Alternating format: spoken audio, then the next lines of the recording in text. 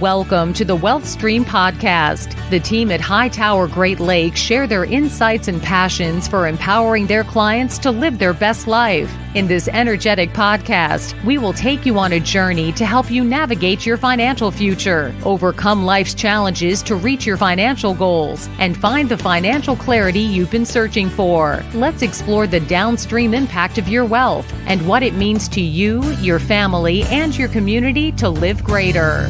Hello and welcome to the Wealth Stream with Tim Scannell from HighTower Great Lakes. Today we're going to be talking about all sorts of stuff. Tim, good morning. How are you? I'm good. About yourself, Eric? Oh, doing fantastic. I'm doing fantastic. Excellent. This is a great day. We're in the holiday season. It's year end kind of stuff, and I'm excited. Oh, good. Are you excited?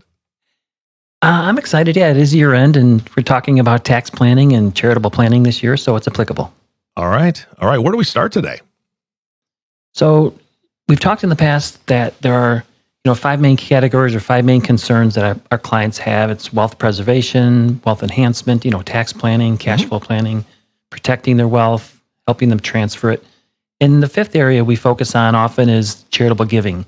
So today I want to talk about being tax efficient when you're making your charitable gifts, and as a result being more impactful and hopefully contributing more.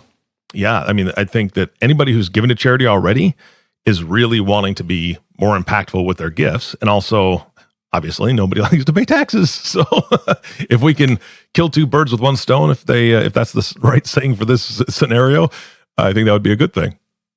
Exactly. And, there was a survey I had read recently where they said that 74%, so 3/4 of the people they surveyed, and these are affluent people with $500,000 or more, they want to make and they try to make significant, contributions each year. So in the survey, though, they also talked about, unfortunately, only about 1 out of 5 of those people do anything other than just write checks or give cash. And so what I wanted to talk about today was strategies that hopefully can make the gift more impactful and also give you some tax efficiency versus just writing a check. Well, and I think that's the key, is that people think that, okay, you're giving to charity, just write the check, right? Just drop the cash in the bucket and stop worrying about your taxes. That's not the true meaning of giving, blah, blah, blah. But here's the thing. Like you said, if we can do this in a way that allows their gift to go further and they can actually give more because of the strategies that you're helping them implement, that's what it's about. That's where I think it's called being a good steward of what you have. Yeah, exactly. And, the client, the tax itself or the tax planning or tax savings isn't the driver. You certainly need charitable intent. You want to do something good for some favorite organization. But, making the tax benefit, whether you want to keep the benefit yourself or as a result make a larger gift, that's up to the client. But we might as well do it more efficiently and take advantage of the laws. That's what I think. Yeah, absolutely. And I'm thinking it'd be nice to see money go into the hands of kids that need it, or a local organization, single mothers that need it, or whatever, instead of, that uncle with a big beard and a funny hat. That's just me. Exactly. So, if people can take away one thing today, it's that think before they write a check, because I'll talk about some alternative ways to be impactful and also take advantage and be more tax efficient. All right, let's get into it then. Okay. I'm here to learn, Tim. So, again, just being more tax efficient, I'll just give you one example. In Indiana, the state of Indiana has something called Neighborhood Assistance Credits, or NAP credits. And what happens is a nonprofit, a charity, will apply for these credits, and then the state has a limited number, but they'll, if it's a good project, it has to be for a specific project, they'll offer them. So, for example, our local Habitat for Humanity had received a $10,000 NAP credits that they could use for a very specific project that they applied for. And I have a client who's on the board, very interested. That's his passion. So we talked about, rather than just writing a check for $10,000, we identified some appreciated stock that he had inherited, he had received, and had virtually no cost basis. And as a result, if he had sold that stock, he would have paid about $2,500 in tax. Wow. So, but by donating that stock as opposed to cash, that $2,500 tax he would pay is avoided. So he can give full $10,000, or he can give $7,500 difference. So just by giving appreciated stock in this example, and that this is just the first part, he was able to basically give $2,500 more to the charity, or save $2,500 on his tax return. Either way. So in that example, you've given $10,000 to Habitat for Humanity, but one of the unique things about these NAP credits is you get a 50% state of Indiana tax credit. So you get a credit, in this case, of $5,000 on your tax return. So this is an example, just again, this is an unusually highly leveraged or totally tax efficient example, but in this case, $10,000 went to Habitat for Humanity. They received a $5,000 credit back from the state of Indiana and a $2,500 tax savings. So really, it was a $7,500 savings. The gift only cost them $2,500. So this is what we would call like a 4 times leverage example of, don't just write the check. Think a little further and see if there's a way you can really give more by using these tax benefits. Now that's specific to Indiana, right? I mean, you said... Yeah, that's just an example. Mm-hmm. I just wanted to give an example of something that is kind of really highly leveraged, but then lead into maybe some more common examples that anybody could do anywhere around the country. Yeah, and I do want to point out, Tim, that to the audience, that you do work in other states. You're licensed in other states. And so it would be to their advantage to be able to say, hey, this is something that I'm interested in. What do you see in my state? And so they either need to contact their local tax professional, or they can contact you, obviously, and you can kind of put them in touch with people. I would hope so, right? Yeah, a number of these states have these programs. Nice. We have an office in Chicago, so we're in Illinois. We have an office up in Traverse City, Michigan, an office down in Florida. So we do operate in 4 states, I guess that is. And we are familiar with all the state plans, though, because we just have a lot of clients all around the country. Yeah, absolutely. And that's what I'm getting at, is that this podcast is nationwide. If you're listening to this in any other state, just give Tim a call and find out what he can do for you or where he can point you in the right direction to answer these questions. All right. So you said you're going to give some examples of what is a little bit more common. Yeah. So the first step in doing these, what we call tax-wise charitable planning, is it really needs to be a comprehensive approach. So you need to step back, first of all, and just say, well, how do I really want to address my wealth transfer? And do we want to make tax-efficient gifts at death or during my life? For example, one of the things we talk to clients about is, if you have charitable intent, if you're looking to transfer some money to a favorite charity upon your death, either your first death or the spouse's death, just simply making an IRA beneficiary is one of the most tax-efficient things to do. So if I said to myself, I've got a $500,000 IRA, I want to make sure that 10% of that or some dollar amount goes to Purdue University, School of Agriculture, something like that. Mm-hmm. If I just simply name them as a beneficiary, that money bypasses, the tax. There's no taxes paid, and it goes directly to the charity, as opposed to if it goes to one of my kids, they have to pay taxes. Then they, give the money to the charity. It's just a more tax efficient way to do it when I'm doing wealth transfer. Got it. Okay. That makes a lot more sense. So that's just an example of why I think you just need a comprehensive approach. A lot of times we talk to clients, talk to advisors, and they're doing piecemeal gifting. But the first step is really to step back and say, what is my overall goal? What's my charitable intent? Mm-hmm. And what are the most tax efficient ways to do it, during my life or as I'm passing on? Yeah, absolutely. I think that most folks out there have plans, right? I mean, if they're giving to their church on a monthly basis, they kind of know what that's going to add up to by the end of the year. Maybe they have those favorite charities that they try to give to quarterly. And I mean, it's actually fairly easy to plan for most of that stuff, I would think.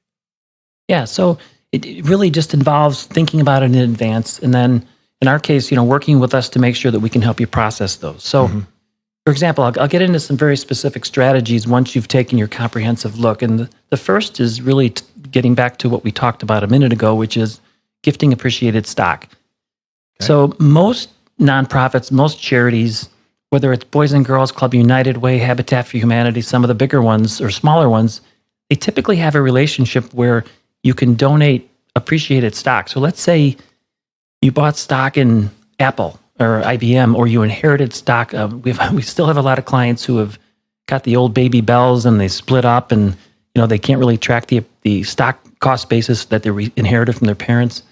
In that case, most of the proceeds, if you sold it, would be taxable.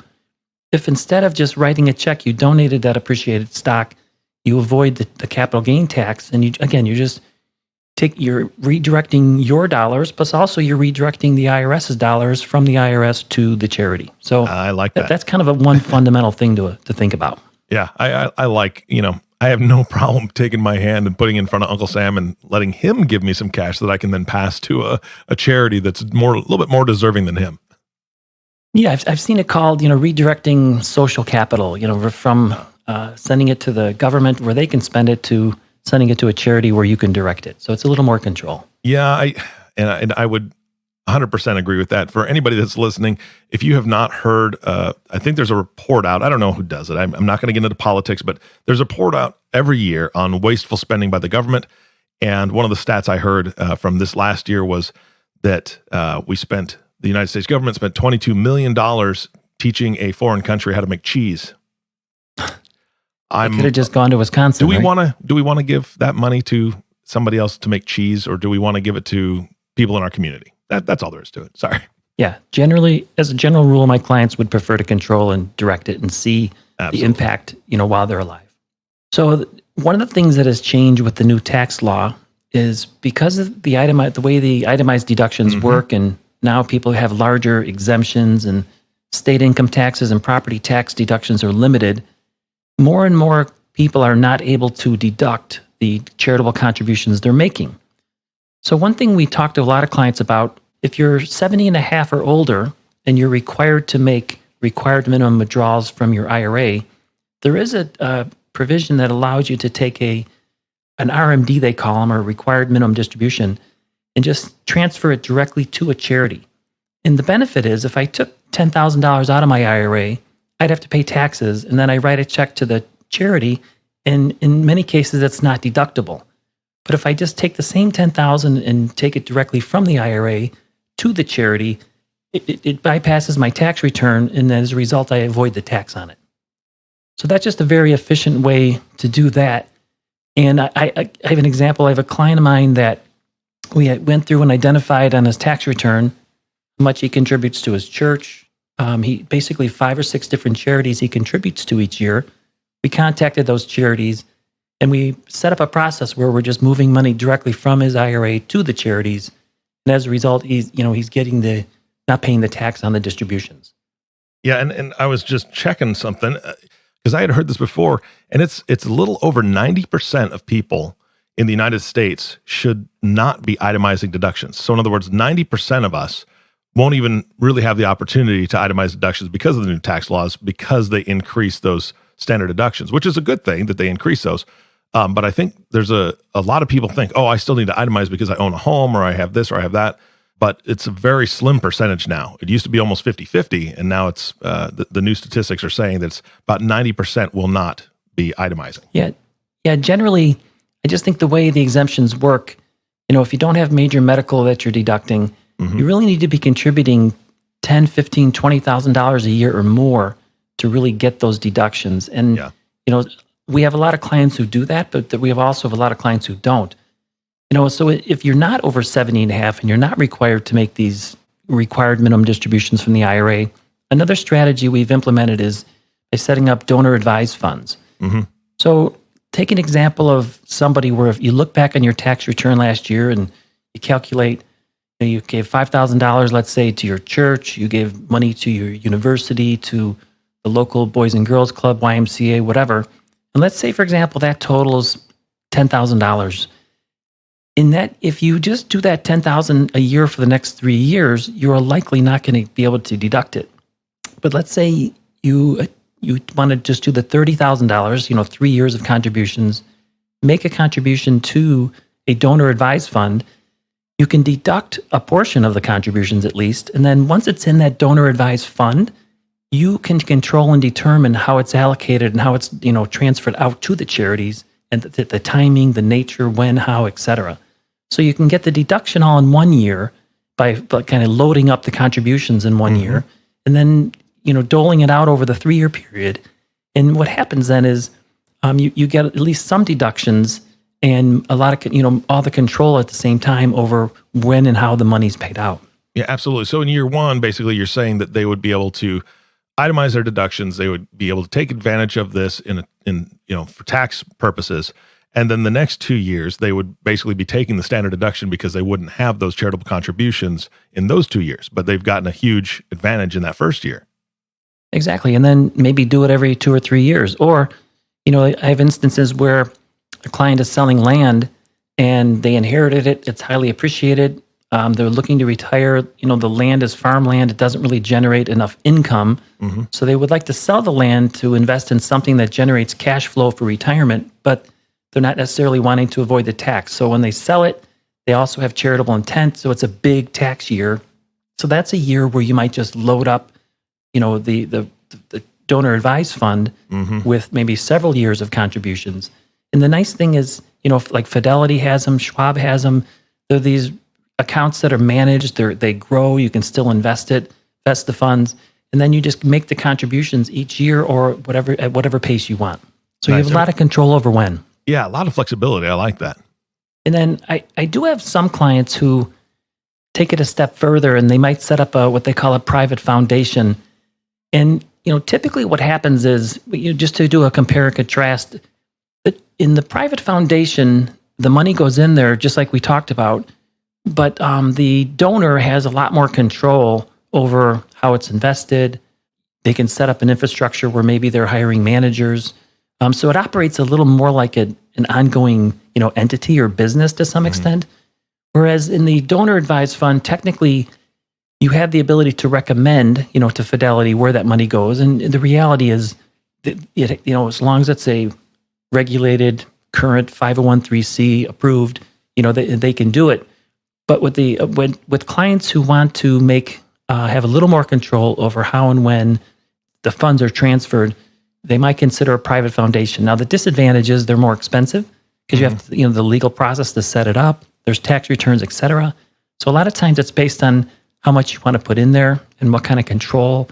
The examples of ones that I've worked on with clients are situations where the client wants to make sure that his donor intent, the purpose for setting this up, lasts beyond his lifetime. And he then has the ability to set up like succession plans. His kids are going to be involved in managing how and when those funds are transferred out. So, he just has more comfort that his intent for setting up the money will ultimately go to where he wants it to go. Whereas maybe in a donor advised fund, when he passes on, Fidelity or the charity or whoever's involved will have a little more control. He just wants to make sure he has more control over where it goes. Gotcha. Yeah, that's good.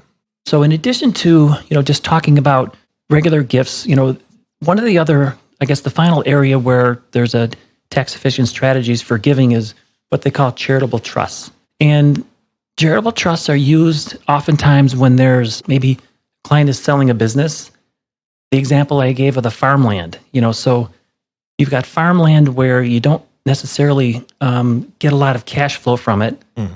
You ultimately, let's say in the case that I worked on, they wanted to give or transfer the farmland ultimately to Purdue University School of Agriculture. But at the same time, they need income during their lifetime, obviously to live. So a charitable trust, what happens is you transfer the land, in this example, into the charitable trust. So you avoid the capital gain or the tax that's due on it. You do also get a tax deduction, a partial tax deduction for the value you give. You get income from the trust for life. And then ultimately, in the remainder trust example, the land ultimately will go to the charity, the designated charity, Purdue in this case, when you're gone. Okay, so when it goes into the trust, is it immediately sold or does it sit there? How does that work? What happens is, it depends on the charity. I have a client who donated a commercial building to a university, and the university just said, look, we're not in the commercial building business and we're not good at it. So they actually went out and they sold it. In the case of the School of Agriculture, they are they're in the agriculture business. They're actually using it. They're using the property. Yeah, so it was a really good fit, and they're just they all have the same passion, basically, family farming. Nice. So that worked out. So it really depends on the charity. A lot of charities, especially boards, don't want the risk of owning property. So they might typically just sell it to get that liability off. Yeah. But in this case with Purdue, it was just a natural one. Fantastic. Tim, what else do we need to cover today? So I think I covered the main things I wanted to, which is, if you're just writing a check to a charity, that's awesome because you obviously are trying to give back and support your passionate, your local charity, your nonprofit, et cetera. But just by thinking of different tax efficient ways to do it, you could either give more or at the same time, provide some tax benefits to yourself. Yeah. And whether that first thing you have to do is just comprehensive look at your whole strategy, whether you want to do it during your life or at your death, and then really think about, do I have RMDs that I can transfer to charities? Should I set up a charitable trust to provide me more cash flow? How about a donor advised fund to maybe get a deduction at the same time control?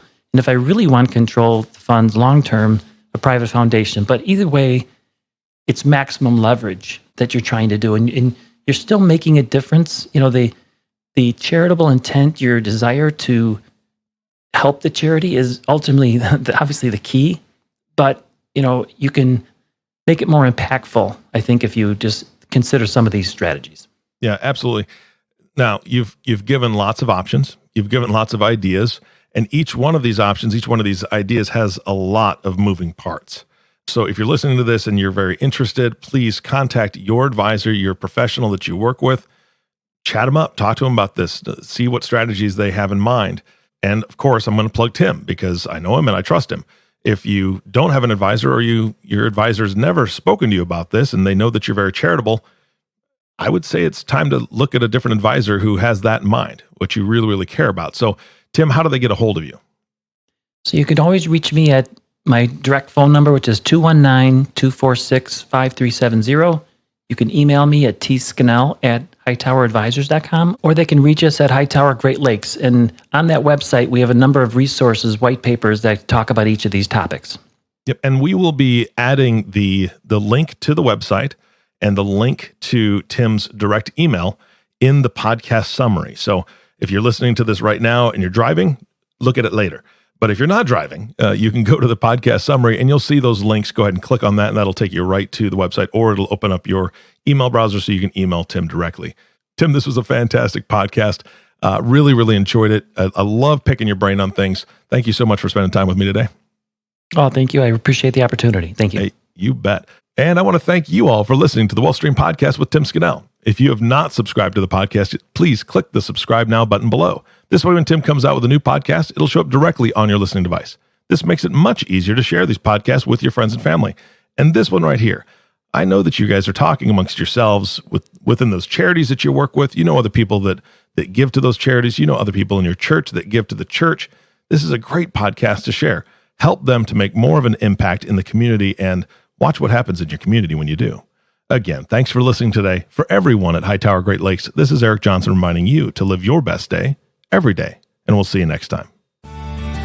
Thank you for listening to the Wealth Stream Podcast. We hope you gained some valuable insight that you can apply to your life and share with others. Please don't forget to subscribe below to be notified when new episodes become available. And don't forget to live greater. The information covered and posted represents the views and opinions of the guest and does not necessarily represent the views or opinions of HighTower Great Lakes. The content has been made available for informational and educational purposes only. The content is not intended to be a substitute for professional investing advice. Always seek the advice of your financial advisor or other qualified financial service provider with any questions you may have regarding your investment planning. HighTower Great Lakes is a group of investment professionals registered with HighTower Securities, LLC, member FINRA and SIPC, and with HighTower Advisors, LLC, a registered investment advisor with the SEC. Securities are offered through HighTower Securities, LLC. Advisory services are offered through HighTower Advisors, LLC.